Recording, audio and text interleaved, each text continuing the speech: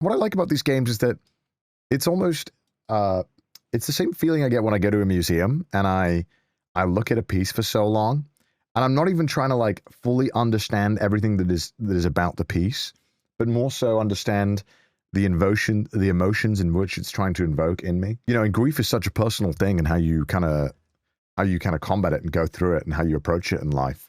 And especially grief for people, you know, when you internalize grief after the fact of maybe when the person has passed or no longer there. And it's a very beautiful thing to have to address that and talk to it. It's not an exciting game.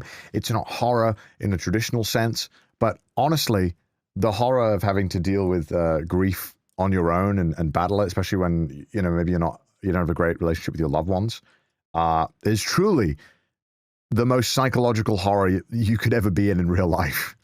It's no fear and hunger, but it's very different.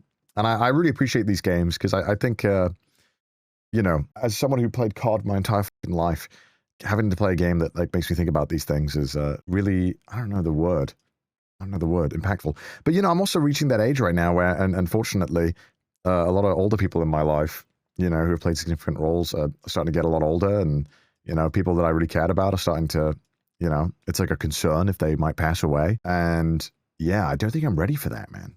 I don't know, like the grief's going to be, I don't know.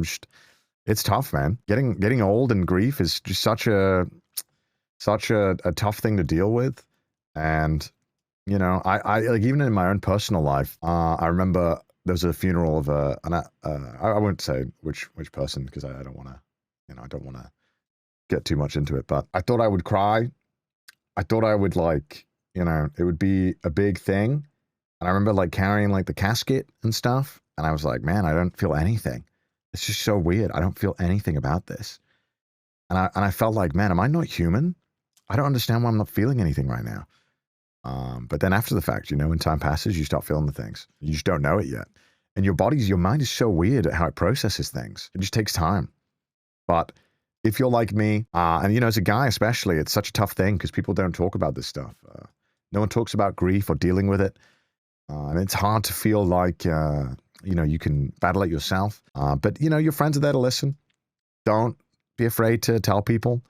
Grief is not something you need to go through alone, especially as a guy, you know, we're terrible at fucking talking to each other. Women figured this out millennia ago.